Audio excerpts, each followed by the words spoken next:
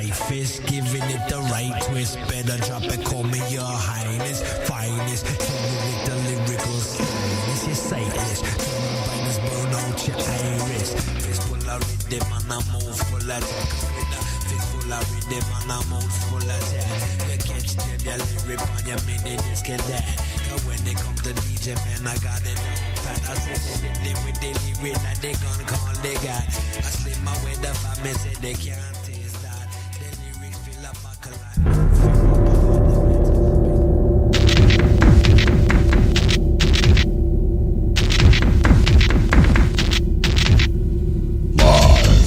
from Chicago and stream at QUE4.org. It's the Pentacle-Hours radio program. Your host, Laake.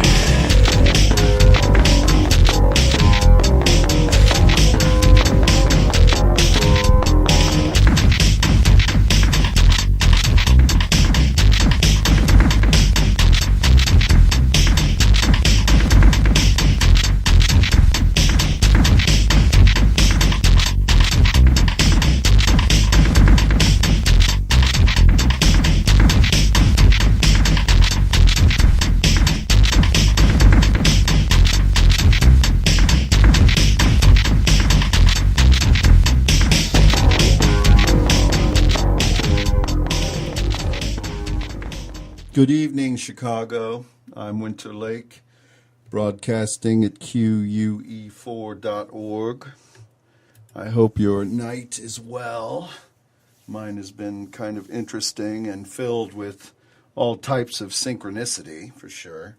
And 2 or 3 stalkers. I don't really know what's going on with that.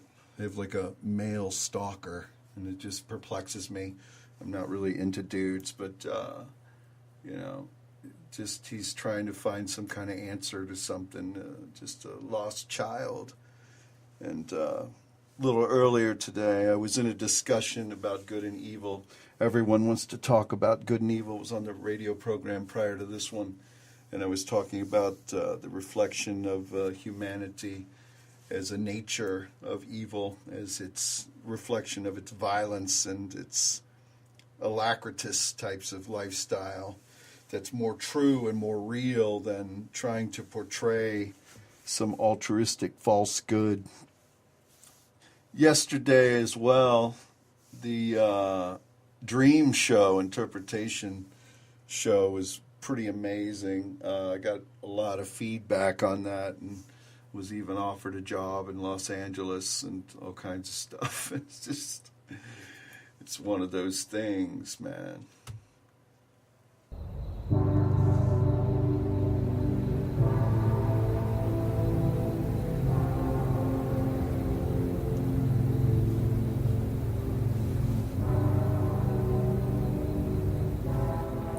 I'm Winter Laake at winterlake.com, streams QUE4.org. I hope your night is well. Mine has been pretty interesting. I've been reading a lot about witchcraft lately and trials to discover a witch. They made use of a circle of hysterical young girls in a time of lamentable and orders of witchcraft terror. They would take a sieve and a pair of scissors or shears and stick the points of the shears in the wood of the sieve and then let the two of them hold it balanced upright to the tips of their fingers. So what you're having is someone would stand completely still, and I'd like to see that be accomplished by anyone. I'm sure the failure was absolutely 90% of the time, because I don't think I could balance that on my finger. And there's just innumerable other tortures. This aspect of ducking a witch, where they would somehow take a plank over a river, and they would tie this poor girl or dude to the end of it, and they would just swing him back and forth like a seesaw. So you would be drowned. And I guess that would go on for some time until you would say, yeah, I'm a witch. I don't know. I think I probably have to try that just to see if it would do anything interesting. I don't think it would work. I mean, they also, in talking about witchcraft, they would take a woman or a man and do something called swimming a witch. So what you would do is you tie them all up and you would drag them through the water. So supposedly, if they floated, they would be rejected by the elements, and they were a witch, so they would have to be taken to the stake. And I guess if they went under the water, they would drown. So they were given up to God either way. So I think that's a lose-lose situation. I mean, that's crazy ridiculous, some of these tortures. If someone wants to call me, they can at 773-217-8344. I'll interpret your dreams. I have to screen these calls. Like 9 out of 10 have been kind of too wacky to put on the air. People just calling in and talking about ghosts in their basement or making it up as they go along or something. I don't know. But this Thanksgiving time is kind of really tedious. I don't really think I'm a fan of Thanksgiving. It's never been much to do anything for me. I mean, with the whole aspects of genocide or just debauchery. But, you know, there's not even really anything tied to darkness around Thanksgiving other than the brutal genocide of these poor people, these Indians. And there were many different types.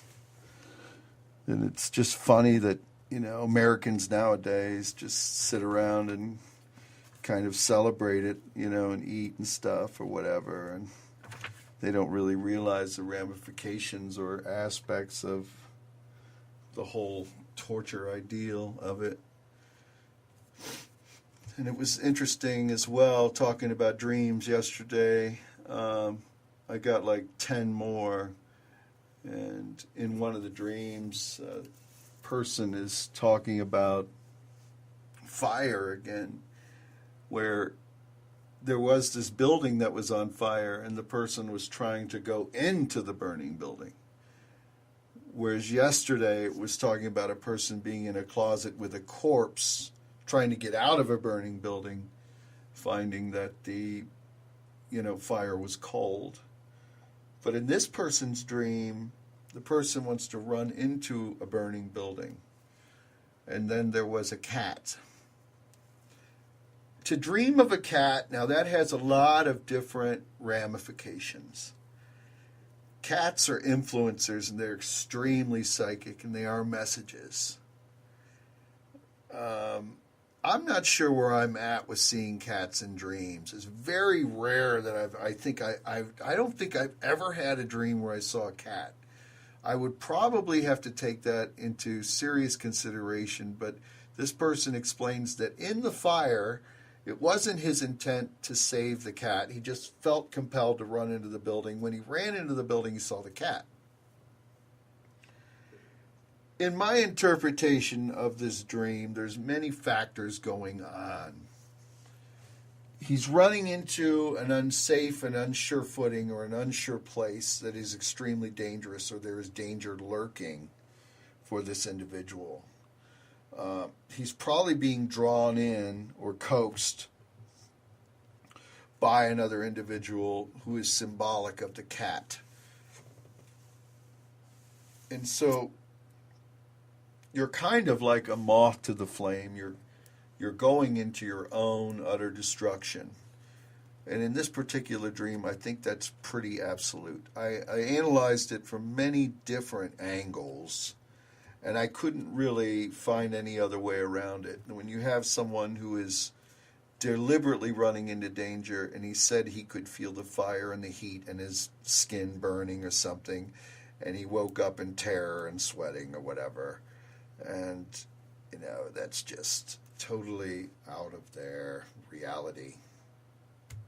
And I think I have made my position unassailable.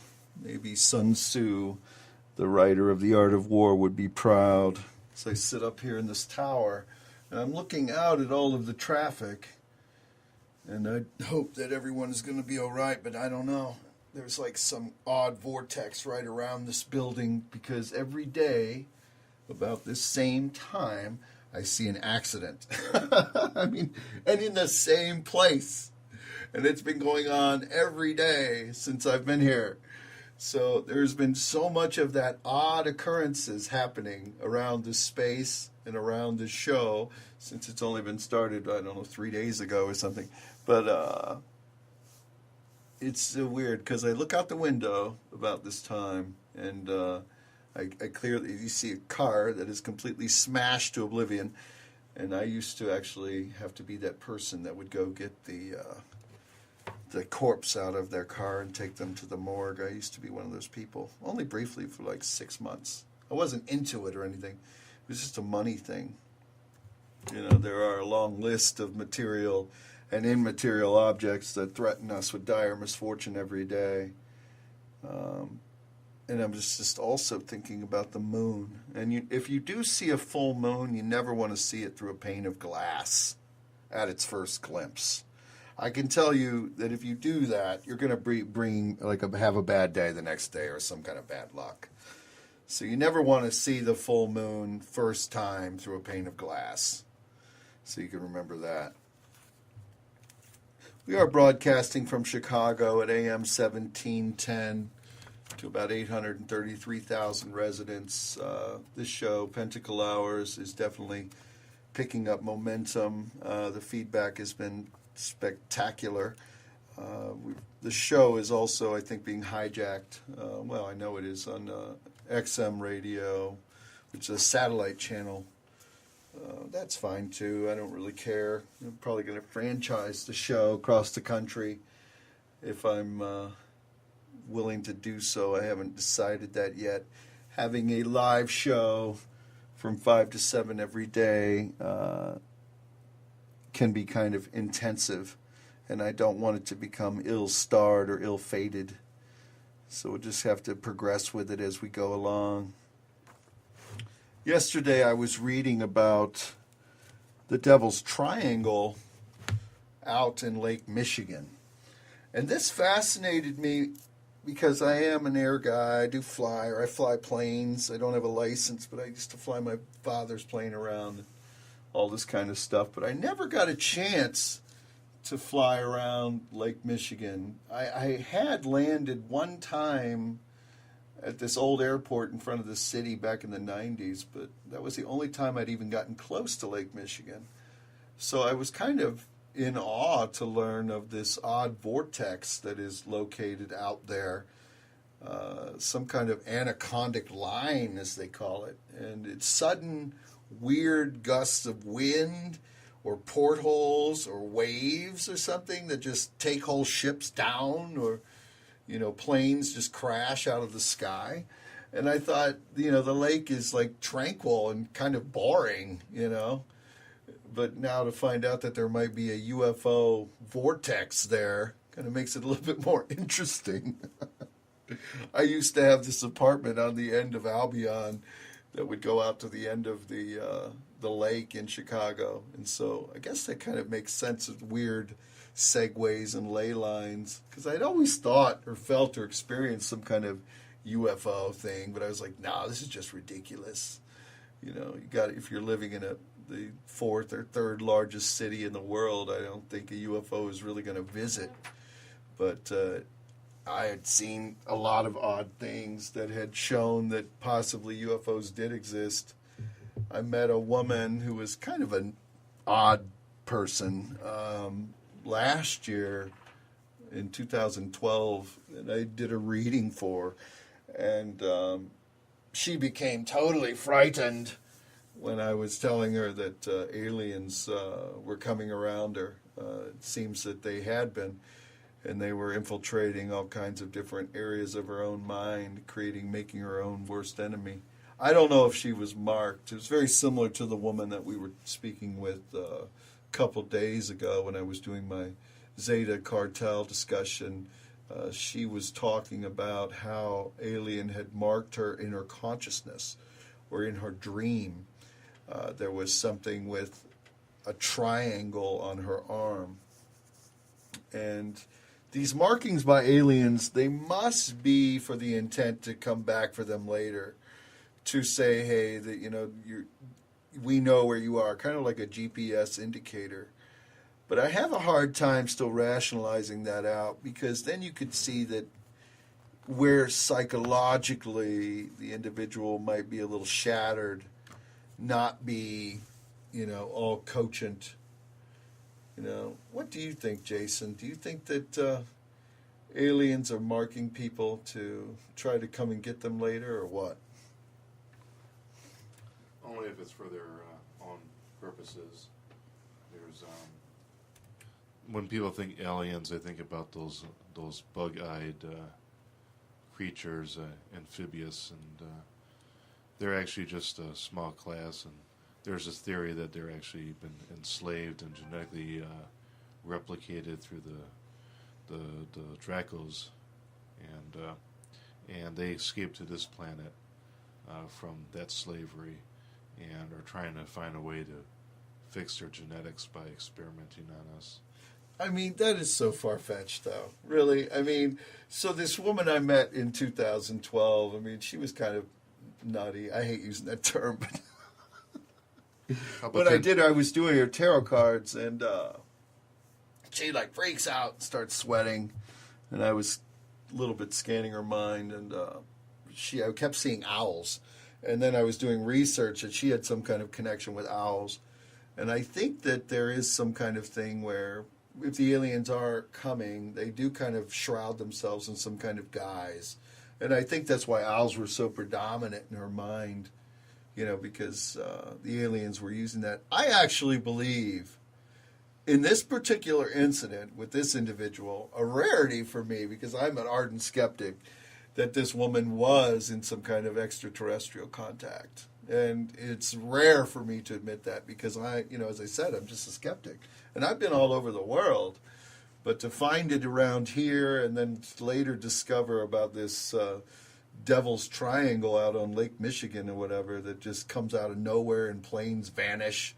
One guy was flying with, next to his father in his aircraft, and his father vanishes out of midair. I mean, you can't even make this up. And they lost the GPS signal and everything. I mean, that's just crazy. I don't even know what's going on out there. It makes me want to get on the plane and go figure it out. But then I'll vanish too. Then you'll have to do this show. There are a lot of questions, and even the shadow government or whoever is conspiring, I don't even know if they have the big picture yet. I mean, but the shadow government is that you're saying because you believe that aliens rule this country or something. You've had some kind of encounter, you said. Yeah, I had an encounter in my dream, and the Palladian encounter. Right. Yeah. Well, that's my theory. I've written, not extensively, but I've written a tad about how aliens are coming through consciousness, as opposed to some long distance. People have this misconception, possibly. It doesn't rationalize out mathematically that they would even desire to cross vast distances of space and time. There has to be some kind of shortcut, Consciousness, definitely, because it's all at one point. You could access it through many different ways that different people work with different methods that work for them to access that consciousness stream. So you think that, as well as I do, that this consciousness is the way that these aliens are coming through into people's minds. It definitely was affected that woman. She was a shattered creature. I mean, she just was from an early age, clearly being under some kind of assault by, the demonic side of whatever alien intent there was, Could that be what's being represented by the all-seeing eye? Is that similar to being able to tap into this consciousness stream to kind of know what it is you want to know? The all-seeing eye is very powerful. It dates back several thousand years. It goes to the pineal gland, that we have this third perception. I mean, absolutely do. I've utilized it to remote view and astral travel. People want to deny it, they can. And that's why they live in one-dimensional existence. They don't realize that there is this whole parallel other reality that our mind is concurrent with. We're not even aware of what our mind is doing on its own. We have very little aspect even unto ourselves. It goes to that adage of what Einstein was discussing about how mankind only uses about 10% of its own thinking capacity within its mentality. In this possibility, if it were even a remote chance, possibly through brain mapping, which is underway, we may be able to get 50% brain capacity utilized. I wouldn't even know what a human being would be if it had full potential use of its mind power. I think there would probably be Aryan gods of some kind. I mean, we would definitely be able to break the veil of existence.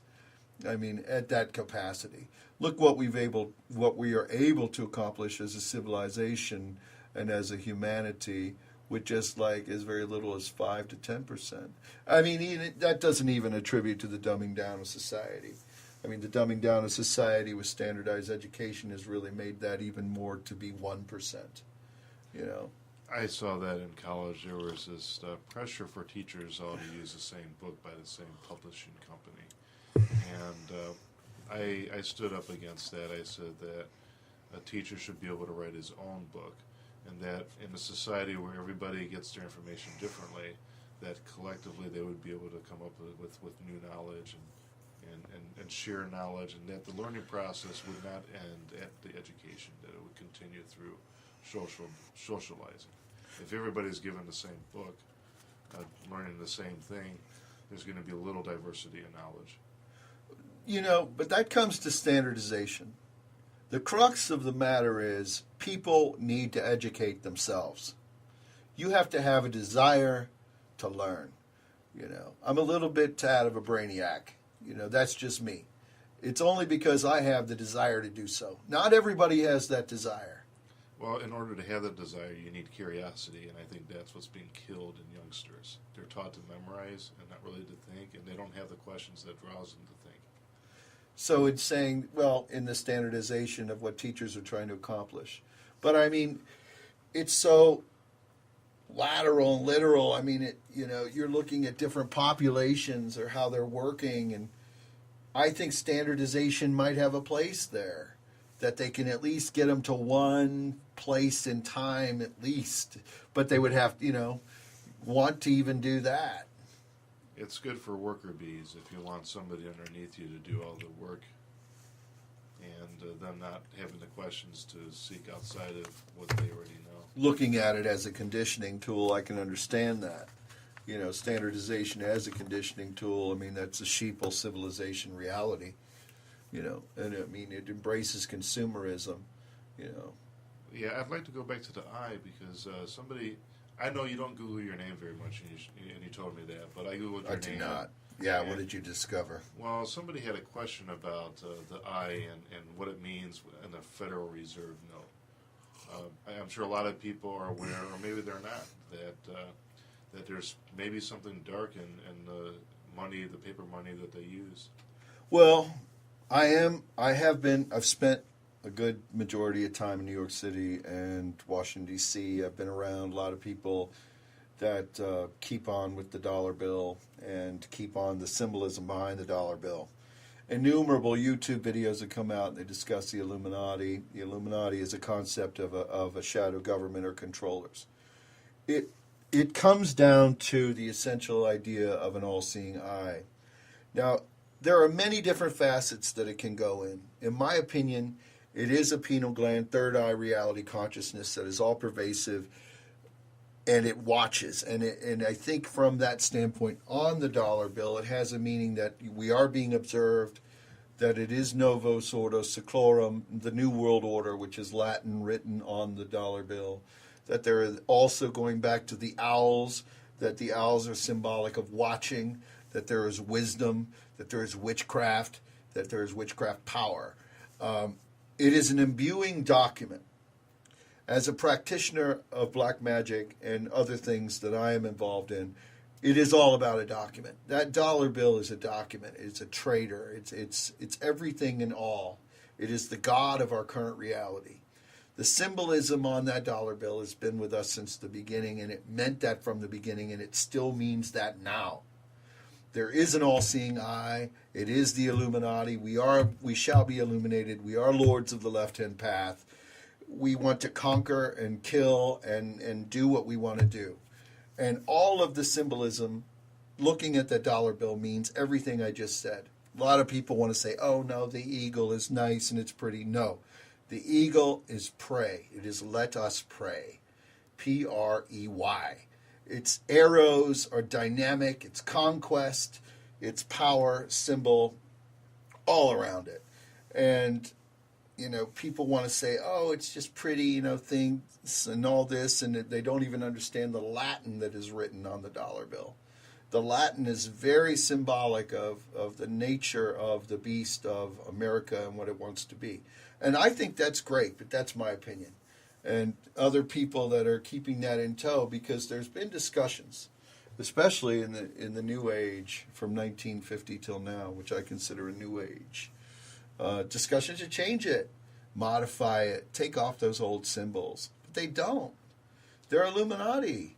I don't think they do, because it seems like they do have a master plan, and a lot of people, Whoever they are. I mean, a lot of people are against this plan because they look at it as doom and gloom. I mean, do you have to have a golden ticket to pass on? well, the dollar bill is never going to go away until it's realized for what it is, paper.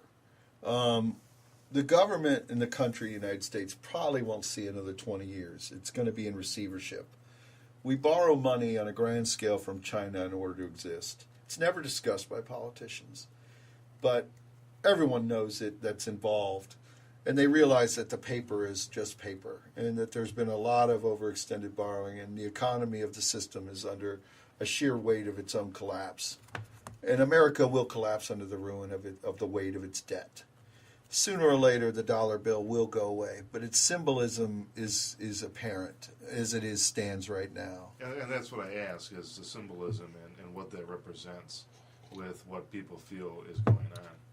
It represents Illuminati. It represents the lords of the left-hand path. It represents the power to rise above, to conquer, to destroy your enemies, and to be all you can be. I mean, because mankind is inherently evil, you know. That is the total reflection of what is given by the Masonic and the other satanic aspects of that from the Satanists that were the founders. However, if the founders were alive today, they would rise against this current government. But neither here nor there. They would rise probably for different reasons than what is going on. But, you know, the self-evident evil of humanity is apparent within its money, within its trade. I mean, take, for example, the Iranian issue. Iran was just so driven down through a unified front that they finally capitulated. But more than likely, they're going to just unleash a nuclear weapon anyway because they were subjugated. There's always these reactions, and one reaction causes another. The causality of events in world events are driven by a false sense of economy, because really nothing is nothing. The paper is nothing. It's the humanity that gives it its meaning. The humanity says this dollar, this paper can be exchanged for something real, that we can keep something going. If mankind wakes up one day and says, this dollar is just a piece of paper and I'm holding a cup in my hand, I think the cup is more valuable than that piece of paper.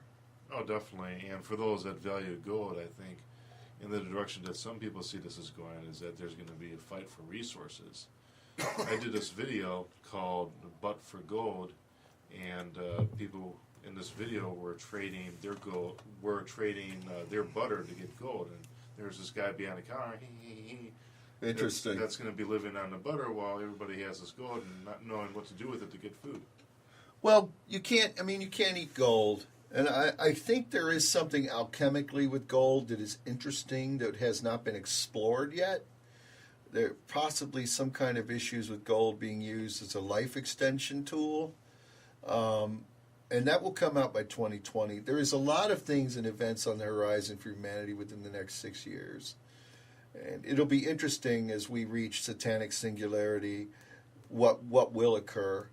I think it's going to be the first test subjects of the cellular nanotechnology being injected into the blood to create life extension. As these tests are procreated, it will be interesting to see what mankind will do, as well as, where money is economically, where we are with population.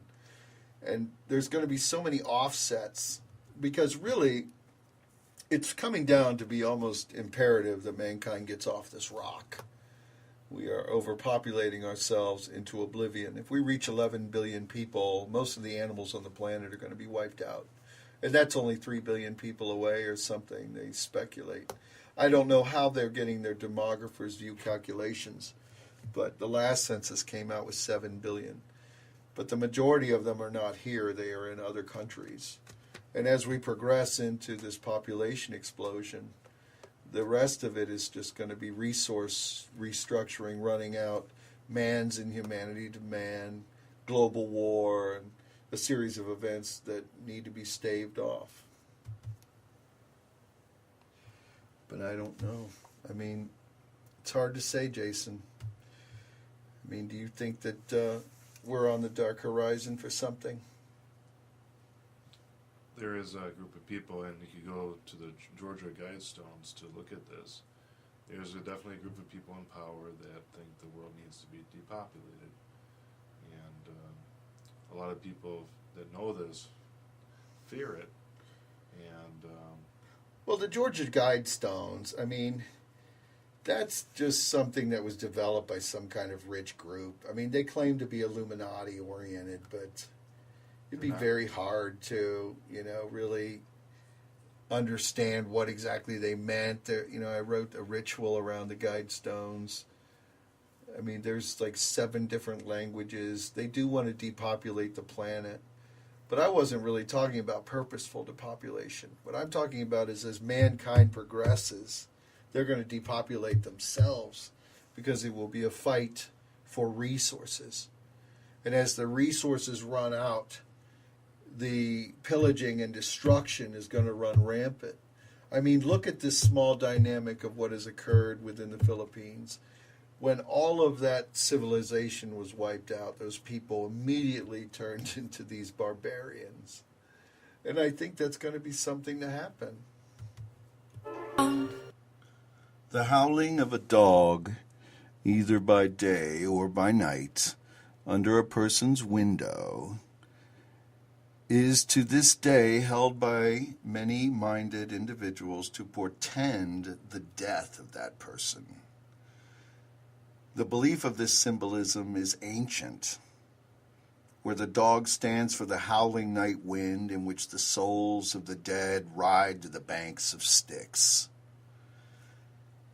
I am an ardent idealist for the old myths, and there's a lot of different myths and scenarios that ring true in our modern times. In 2013, it's going to be 2014, as great strides are made. And these myths, they ring true even in holistic medicine, in the resurgence of Reiki and other things, and witchcraft power. And they work, in my opinion, and they need to be explored.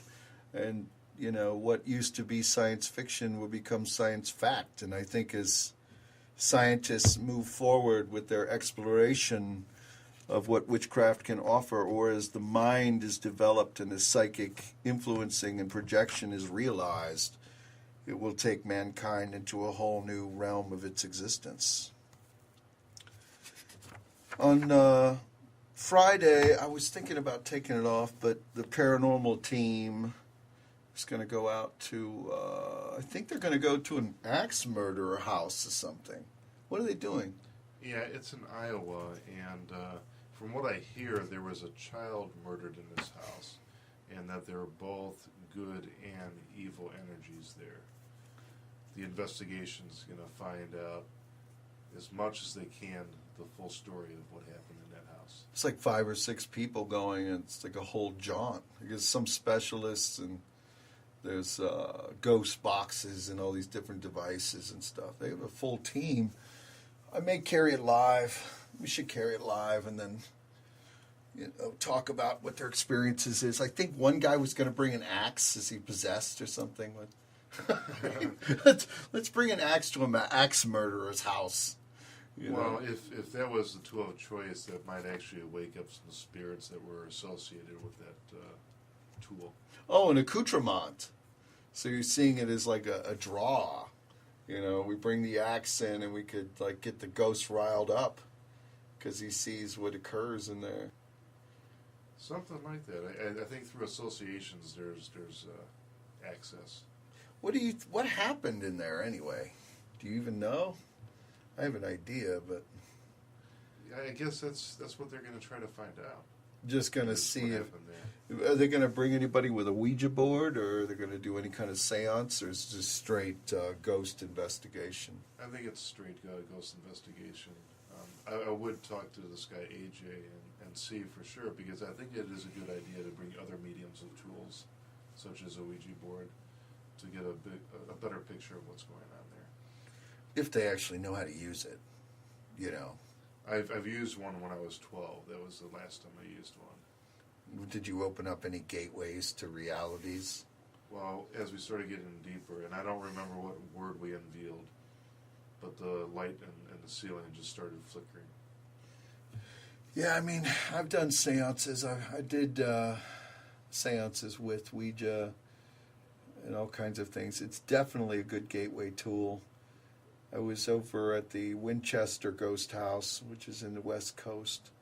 This lunatic woman who built this house, who believed that her heritage, and rightly so too, I mean, she was the designated heiress to the Winchester rifle fortune, and all of the rifles that were used to kill people were, kind of sitting on her shoulders, so she thought. But she made this maniacal, massive house that was forever under construction while she was alive, because the banging, she said, would keep the ghosts out.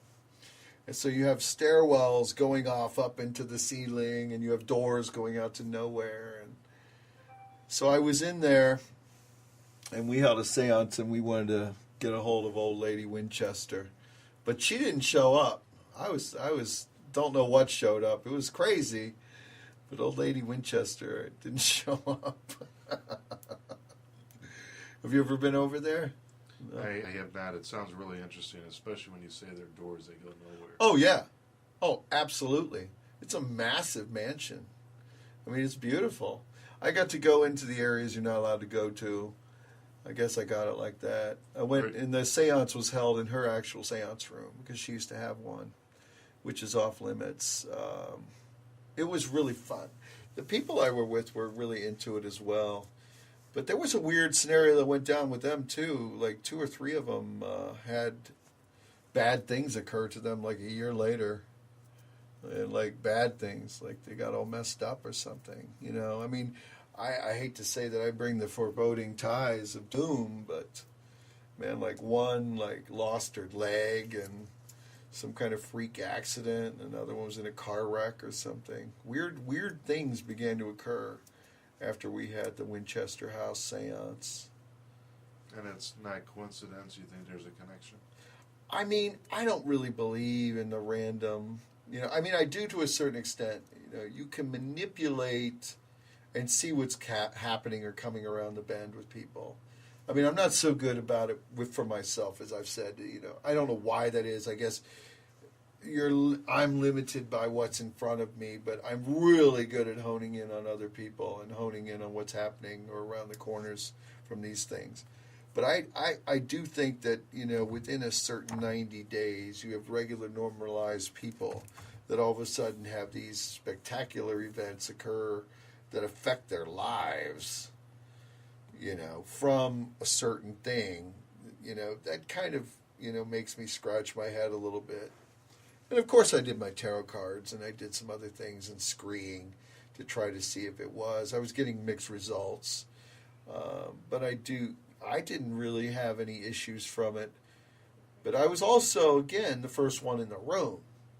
And there's a theory behind that, too. If you are the first one in a house or a haunted house or in a room, as a representative, for some reason, nothing happens to you because you are the spokesman. So here I am.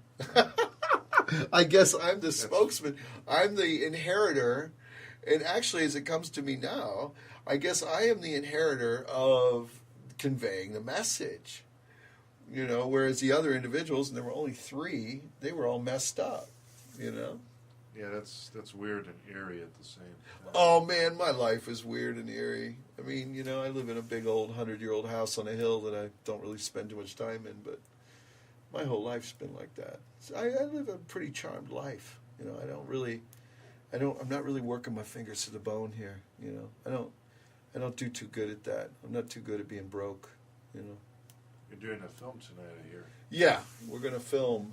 We've been filming, but I'm going to be doing more. We're going to be doing Star-Crossed Vampires, a big production this time. Sound quality better and everything. Comedy channel and all kinds of stuff. Cool actresses. One actress, Cleo LeVamp, good buddy, did last show with me. I personally think I need to replace myself out of it, but I'm still going to do 1 more or 2 more. Maybe I'll be in it. I just need to be more vampiric, I guess I don't consider myself like a vampire person, You definitely have some of the features. I do to a certain extent, but you see these other dudes, they're all like, vampired out, and they got like their look going on, and they don't eat for weeks, they're all ragged, out or whatever. So where does this mythology of vampires originate from? Is there any truth to a lot of it? It's a big question. I mean, that's a big question. I think it was just mankind's watching of the animals and the bats and inherent desire, but there's a lot to that. I mean, there's big cultures and cults built around it now. Drinking of blood, of course, it was always something interesting.